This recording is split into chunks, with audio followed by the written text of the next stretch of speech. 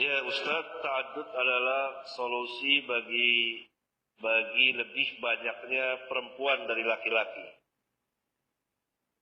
Sekarang banyak laki-laki ahli sunnah tidak mengawalkannya. Sementara wanita-wanita banyak dinikahi pengikut bid'ah. Bagaimana memotivasi ta'addud ini Ustaz? Masya Allah. Sekarang, insya Allah diawali dari kita dulu. Karena ta'addud ini bukanlah permasalahan yang menjadi pembeda antara ahlul bid'ah dengan ahlus sunnah. Karena ta'addud ini, poligami inilah fitrah yang berjalan atas manusia.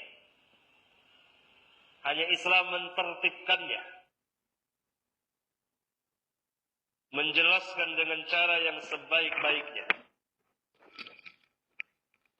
Oleh karena itu pertama harus diterangkan dulu tentang ta'addud, apa yang dimaksud poligami. Ta'addud itu berpoligami. Apa yang dimaksud, keutamaannya dan hukum-hukumnya dan seterusnya. Dan masing-masing dari kaum muslimin mentarbiyah istrinya, mendidik istrinya dengan pendidikan ilmiah.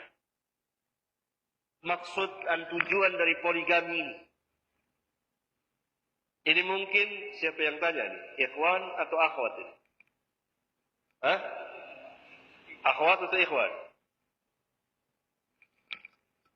Masa ikhwan tulisannya kayak akhwat? Hah? Hah? Ya, ikhwan. Mungkin ikhwan atau akhwat, saya nggak tahu. Ya.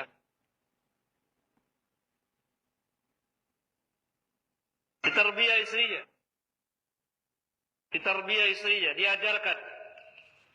Jangan sampai pemikiran orang-orang kufar itu masuk ke kepala kaum muslimin, khususnya kepala kaum wanita.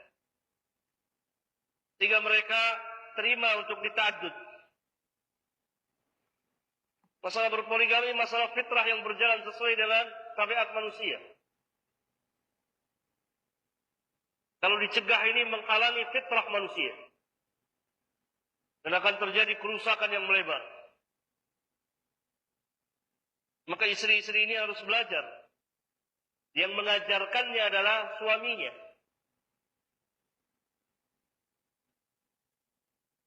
Karena suami ar-rijalu qawwamuna 'alan nisa.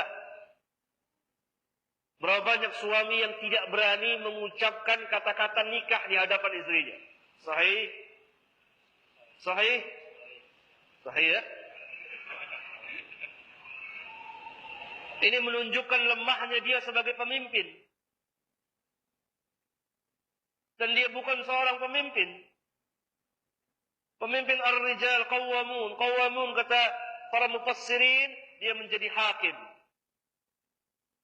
Dia menjadi gurunya yang mengajarkan kepada istri. Karena itu diperintah oleh Allah, wa'ashiruhunna bil ma'ruf. Bagaimana ta'addud ini bisa terlaksana kalau rumah tangga suami istri ini belum tarbiyah dengan tarbiyah yang baik mengenai ta'addud ini? Khususnya dari kalangan ahlus sunnah wal jamaah. Ya? Belum mengerti faedahnya, ketinggiannya dan seterusnya.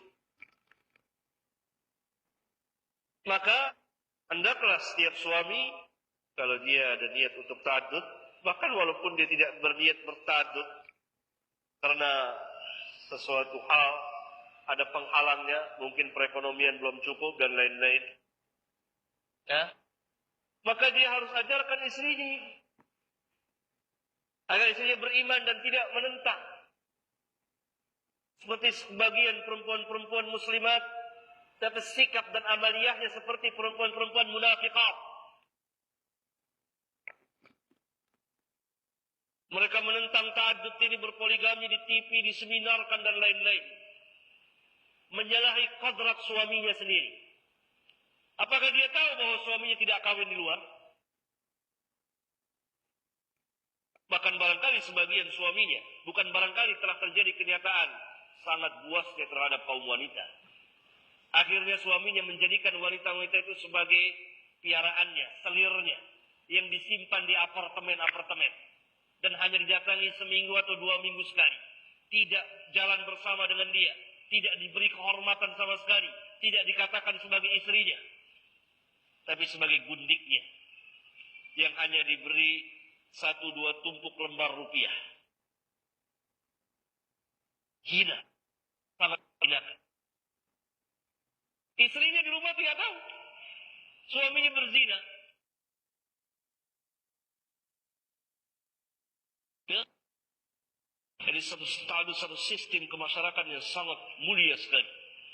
Dan tatanan masyarakat yang dapat mengatur masyarakat dan membendung berbagai macam kerusakan. Tetapi harus dimulai dari diri kita sendiri. Mentarbiyah keluarga. Ini. Allah telah membolehkannya begini. Tetapi tentunya terhadap yang pertama kita telah memenuhi hak dia sebagai istri. Secara pergaulan, secara nafkah dan seterusnya. Betul-betul kita berkedudukan sebagai suami. Kenapa hal seperti ini takut dibicarakan? Bukankah ini menunjukkan ketidakberhasilan kita dari satu sisi sebagai berfungsi sebagai suami? Ar-rijalu qawwamuna 'alan nisa.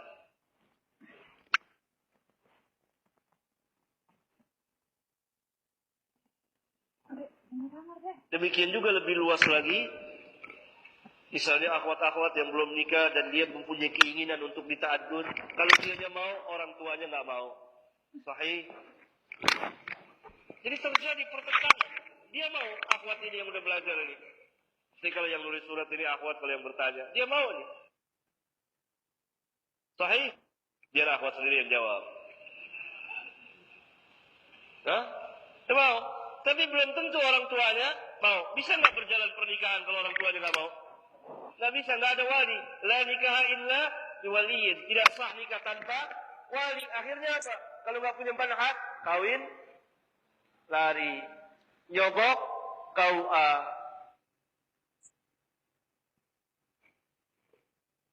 Ini skopnya luas. Diri, kemudian keluarga, masyarakat. Harus diberi pemahaman tentang ta'addud dengan pemahaman yang baik. Akhwat-akhwat yang udah ikut ngaji, mau dia dita'addud dia? Mau. Coba antum ta'addud dengan cara yang baik, mau dia? Mau dia? Iya, mau. Banyak yang mau. Di mana saja, bukan hanya di Batam, di mana saja, banyak. Mau dia. Bagaimana dengan orang tuanya? Hah? Sebagian besar gak mau, gak ngerti. Oh jangan anak saya, padahal akhwat ini udah belajar dia, terima.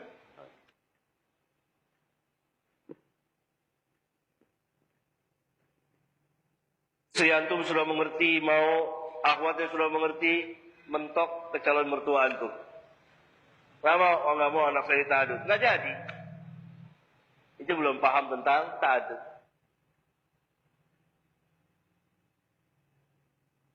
Maka bagaimana untuk memberi pahaman? Maka akhwat-akhwat itu memberikan penjelasan kepada orang tuanya. Ahlus sunnah lah yang memulainya. Salah kalau dikatakan ahlus sunnah tidak memulai. Memulai dari mana? Dari penyebaran ilmunya. Dari pengajarannya. Dari prakteknya oleh sebagian ikhwan. Tetapi ada kendala-kendala seperti yang saya sebutkan tadi, ya wajar. Dalam rangka pembelajaran. Umumnya yang berta'addud Ahlus sunnah wal jamaah. Tapi harus kita mulai dari diri kita. Dalam arti mendidik keluarga kita. Yang saya maksud keluarga istri. Diajar. Begini. Dia siap terima. Kalau ini masalah yang biasa dalam Islam. Dan kitanya tahu sebagai suami. Harus bertanggung jawab. Bukan asal-asalan ta'addud sehingga jadi jelek. Bapak-bapak akhwat itu belajar ngaji. Ya, belajar ngaji. Di majelis-majelis duduk, diajak ngaji supaya paham. Bukan hanya tahajud tapi yang lainnya. Nah, bisalah berlangsung. Nanti dengan sendirinya, mungkin 10-20 tahun yang akan datang, terbiasa masyarakat. Dan yang saf terdepannya Ahlus Sunnah wal Jamaah. Salah kalau dikatakan tidak. Tapi harus dimulai dari al-ilmu. Dari diri, dari keluarga. Sekarang antum mau tahajud, diam-diam. Istri nggak tahu. Apa begitu cara tahajud Rasulullah SAW? Sembunyi-sembunyi. Nanti setiap hari bohong. Kemana mas? Ya pulang kantor, lembur, tugas, keluar kota. Apa begitu terus? Bagaimana antum mencari alasan ketika ditelepon mendadak oleh istri yang kedua? Dia sakit atau anaknya sakit?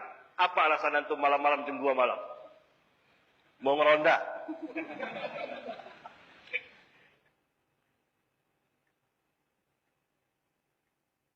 Harus terus terang. Tetapi yang namanya cemburu tentu hal yang wajar. Kecemburuan ada dua. Cemburu dari syaitan, cemburu yang berjalan sesuai dengan tabiat. Cemburu dari syaitan akan mengharamkan yang halal. Menghalalkan yang haram. Cemburu yang berjalan sesuai dengan tabiat tidak mengharamkan yang halal. Menghalalkan yang haram, tidak. Oleh karena itu ulama kita mengatakan barang siapa yang mempunyai istri yang cemburunya seperti cemburu syaitan, bala bagi dia. Musibah bagi dia. Maka istri harus ditarbiyah dengan tarbiyah yang baik, yang benar. Harus diajarkan, diingatkan karena sifat perempuan bengkok. Gimana antum bisa bertahajud? Kalau sembunyi-sembunyi, nanti perang, ribut. Apa begitu? Dan bagaimana juga akhwat ini siap ditahajud kalau bapaknya tidak terima? Tidak mau. Siapa yang akan mewalikan dia? Sahih. Untuk mau tahajud? Mau. Wah, alhamdulillah.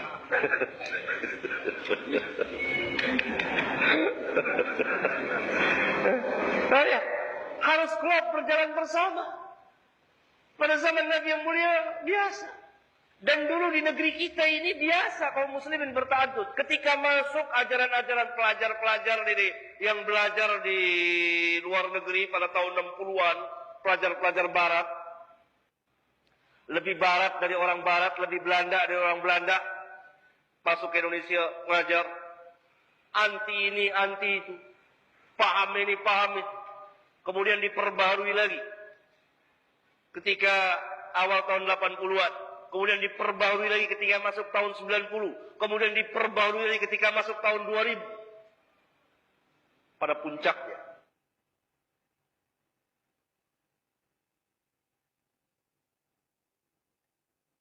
Syariat yang luar biasa. Tarbiyah Islam. Tetapi bukan hanya untuk orang per orang saja tahu. Istri, ini tahu, paham.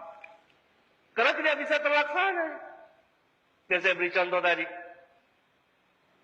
Antum mau, akhwatnya mau, istri antum sudah setuju, akhwatnya mau, senang ditahajud dengan antum, mau dan antum bertanggung jawab.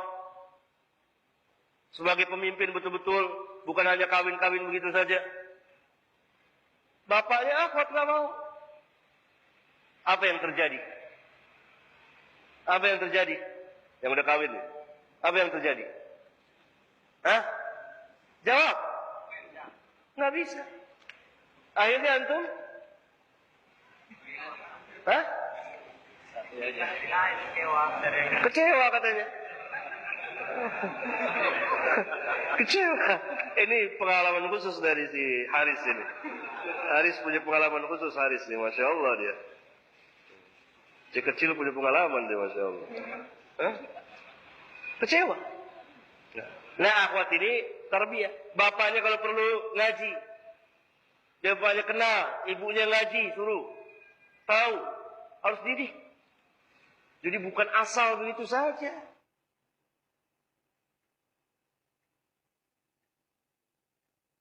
Antum ta'adud, istri belum ditarbiyah, langsung dia teriak, ceraikan saya mas, lari ke rumah orang tuanya.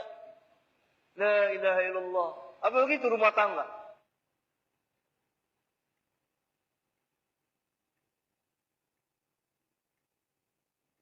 Sehingga kejadian sebagian kaum muslimin nikah tanpa diketahui oleh istrinya yang pertama. Istri pertama belum ditarbiyah. Tahu kami nikah pada hari hanya dia datang, dia hancurkan walimah itu. Ribut di situ. Piring pada pecah. Kayak apa? Karena belum ditarbiyah istrinya. Istri tarbiyah antum pemimpin, kita pemimpin. Tarbiyah dengan nas, Alkitab dan Sunnah. Coba nanti antum pulang, zuhur nih pulang ke rumah atau malam-malam ngobrol sama istri. Istri antum juga ikut ngaji sebagian. Gimana tadi pembicaraan Ustaz? Terus ngobrol nggak apa-apa. Gimana? Pendapat anti gimana? Mari kita sama-sama. Ini kita keluarga as-sakinah. Ngobrol sama istri. Ngobrol. Iya. Apa? Belak-belakan kenapa? Itu istri antum. Orang yang dekat dengan antum, yang mendampingi antum seumur hidup antum, seumur hidup dia. Kita mendampingi dia seumur hidup, insyaallah taala. Dan dia mendampingi kita seumur hidup kita. Kalau kita sakit, dia yang rawat. Istri. Istri orang paling apa? Paling dekat. Itu seorang istri katakan kufur asyir. Kufur asyir, kufur kepada teman hidupnya, kufur nikmat. Bagaimana antara suami dan istri? Suami begitu takutnya. Bukan takut berarti kita harus berani dan bentak-bentak. Enggak, bukan begitu. Bukan begitu. Dia sebagai hakim. Kalau salah istri beritahu, jangan begini-begini. Nabi yang mulia sallallahu alaihi wasallam, beliau orang yang lemah lembut. Tapi ketika satu saat marah beliau dengan kemarahan yang besar kepada Aisyah. Ingat ketika Aisyah tempel pajang gambar, marah nggak mau masuk rumahnya. Ketika sebagian istrinya caci maki sebagian istri beliau yang lain, marah beliau sampai berapa bulan tidak tanya dengan nanya istrinya, dan lain-lain kejadian. Itu kan itu pengajaran.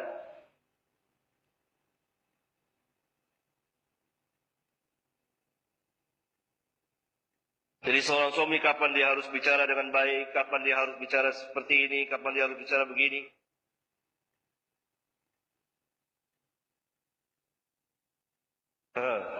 Agak panjang ini karena permasalahan memang penting, banyak yang tanyakan sama saya. Jadi sekalian saya jawab di sini. Barangkali mudah-mudahan bermanfaat. Sehingga kita bisa berpikir. Dan nanti antum pulang tinggal berunding. Kemudian akhwat itu juga mengajarkan kepada bapak-bapaknya. Dan bapaknya disuruh ngaji. Pak ibunya. Agar tahu kalau dia nanti akan dita'adud sehingga tidak terjadi pertentangan.